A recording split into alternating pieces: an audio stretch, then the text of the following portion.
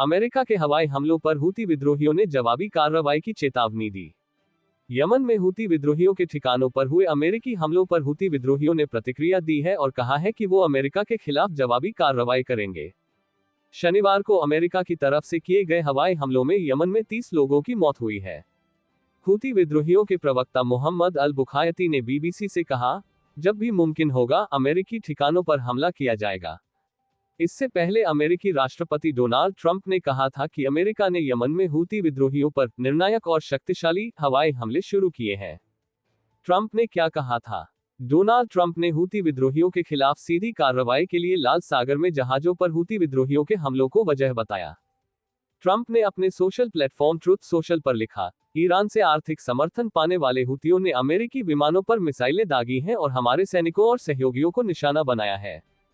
उन्होंने कहा कि उनकी हूती विद्रोहियों की समुद्री डकैती, हिंसा और आतंक से अरबों डॉलर का नुकसान हुआ है और लोगों की जान खतरे में पड़ी है।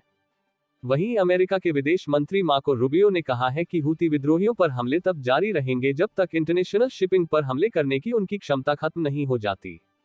वहीं हूती विद्रोहियों का कहना है कि अगर इस्राइल गजा में जा रही राहत सामग्री पर लगी रोक नहीं हटाता है तो वो लाल सागर में मर्चेंट शिप पर दोबारा हमले करेंगे। हूती विद्रोही और ईरान ने क्या कहा? हूती विद्रोहियों की राजनीतिक शाखा से जुड़े मोहम्मद अल बुखायती इस समूह के प्रवक्ता भी हैं। बीबीसी न्यूज़आवर से बात करते हुए उन्होंने कहा कि यमन में अमेरिका की आक्रामकता अनुचित है। हमने अमेरिका को निशाना नहीं बनाया और हमने तो ज़ायनिस्ट देश को निशाना बनाया है। इस्राइल की तरफ इशारा करते हुए उन्होंने कहा, ये एक ऐसा देश है जो युद्धविराम के प्रति प्रतिबद्ध नहीं है और उसने गजा पट्टी की घेराबंदी की हुई है।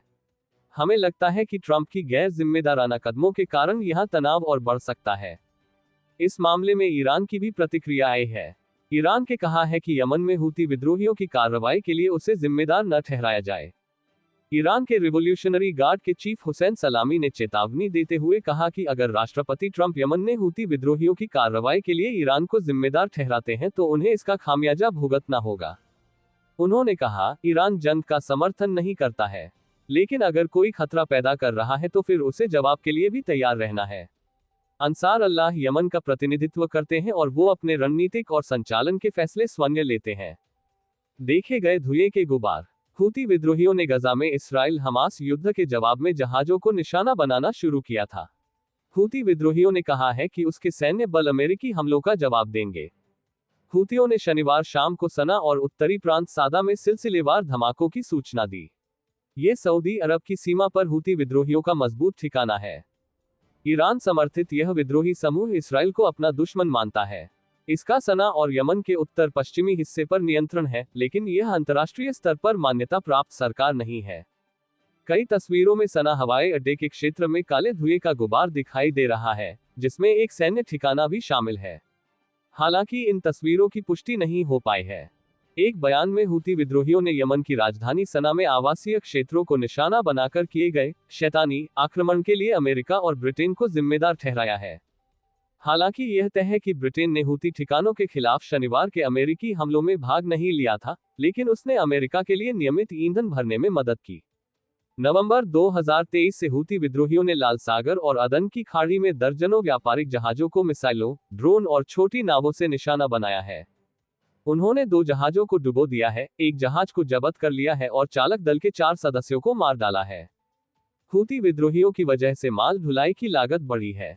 ट्रंप ने कहा कि इन हमलों को बर्दाश्त नहीं किया जाएगा। जब तक हम अपना मकसद हासिल नहीं कर लेते, तब तक हम अत्यधिक घातक बल का प्रयोग करेंगे।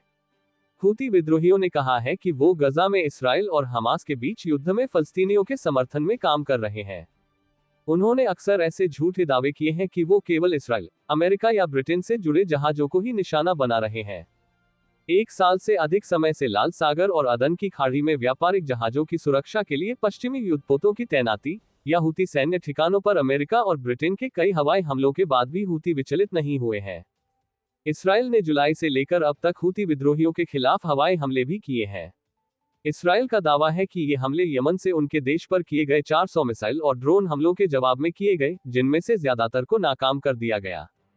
नवंबर 2023 से हो रहे हमलों के नतीजे में लाल सागर का इस्तेमाल करने वाले जहाज यूरोप और एशिया के बीच स्वेज नहर का उपयोग करने के बजाय दक्षिणी अफ्रीका की ओर अपना रास्ता बदल रहे हैं। इससे उनकी लागत बढ़ रही है और वैश्विक आर्थिक जोखिम की आशंका पैदा हो रही है। डोनाल्ड ट्रंप ने कहा कि 1 साल से अधिक समय हो गया है जब कोई अमेरिकी झंडे वाला जहाज स्वेज नहर से सुरक्षित रूप से गुजरा हो। ट्रंप ने कहा है कि बीते 4 महीने से कोई अमेरिकी युद्धपोत पूर्वी अफ्रीका और अरब प्रायद्वीप के बीच के जल क्षेत्र से नहीं गुजरा है। स्वेज नहर एशिया और यूरोप के बीच सबसे तेज समुद्री मार्ग है और ये तेल और लिक्विफाइड नेचुरल गैस (एलएनजी) के ढुलाई के लिए खासतौर पर महत्वपूर्ण है। हूती विद्रोहियों पर होगी विनाश की बारिश। हूतियों को सीधे तौर पर संबोधित करते हुए ट्रंप ने लिखा कि यदि वो नहीं रुके तो आप पर विनाश की ऐसी बारिश होगी जैसी आपने पहले कभी नहीं देखी होगी। लेकिन हूतियों ने अपनी प्रतिक्रिया में कोई बदलाव नहीं किया और कहा कि इस आक्रमण से फलस्तीनियों के प्रति उनका समर्थन कम नहीं होगा। उसने कहा, इस आक्रामकता का जवाब दिया जाएगा और यमन के हमारे सशस्त्र बल इस आक्रामकता का जवाब देने के लिए तैयार हैं। इस बीच अमेरिकी रक्षा मंत्री पीट हेगसेथ ने कहा कि हूती के आर्थिक सहयोग देने वाले ईरान को चेतावनी दी गई है। बीते 1 साल से अधिक समय से प्रमुख शिपिंग कंपनियों को लाल सागर का इस्तेमाल बंद करने के लिए मजबूर होना पड़ा है। इस रास्ते से वैश्विक समुद्री व्यापार का 15% हिस्सा गुजरता है। इसके बदले उन्हें दक्षिणी अफ्रीका के आसपास के लंबे रास्ते का इस्तेमाल करना पड़ा। अमेरिकी कांग्रेस के मुताबिक हूती विद्रोहियों ने नवंबर 2023 और अक्टूबर 2024 के बीच लाल सागर में 190 हमले किए। इससे पहले ब्रिटेन और अमेरिका ने हूती विद्रोहियों के खिलाफ साझा नौसैनिक और हवाई हमले किए थे। इसराइल ने भी अलग अलग हमलों में हूती विद्रोहियों के ठिकानों को निशाना बनाया है। ट्रंप ने ईरान से हूती विद्रोहियों को समर्थन बंद करने की अपील की और चेतावनी दी और कहा कि इसके लिए अमेरिका पूरी तरह से ईरान को जिम्मेदार ठहराएगा और हम उनके लिए अच्छे नहीं रहेंगे। उन्होंने जो बाइडेन के नेतृत्व वाले अमेरिका के पुराने प्रशासन पर दयनीय स्तर तक कमजोर होने और अनियंत्रित हूती विद्रोहियों को बने रहने देने का भी आरोप लगाया। कौन है हूती विद्रोही? हूती यमन के अल्पसंख्यक शिया ज़ैदी समुदाय का एक हथियारबंद समूह है। इस समुदाय ने 1990 के दशक में तत्कालीन राष्ट्रपति अली अब्दुल्ला सालेह के कथित भ्रष्टाचार से लड़ने के लिए इस समूह का गठन किया था। उनका नाम उनके अभियान के संस्थापक हुसैन अल-हूती के नाम पर पड़ा है। वे खुद को अंसार अल्लाह यानी ईश्वर के साथी भी कहते हैं। साल 2003 में अमेरिका के नेतृत्व में इराक पर हुए हमले में हूती विद्रोहियों ने नारा दिया था, ईश्वर महान है। अमेरिका का खात्मा हो, इसराइल का खात्मा हो, यहूदियों का विनाश हो और इस्लाम की विजय हो। उन्होंने खुद को हमास और हिजबुल्लाह के साथ मिलकर इसराइल, अमेरिका और पश्चिमी देशों के खिलाफ ईरान के नेतृत्व वाली प्रतिरोध की धुरी का हिस्सा बताया था।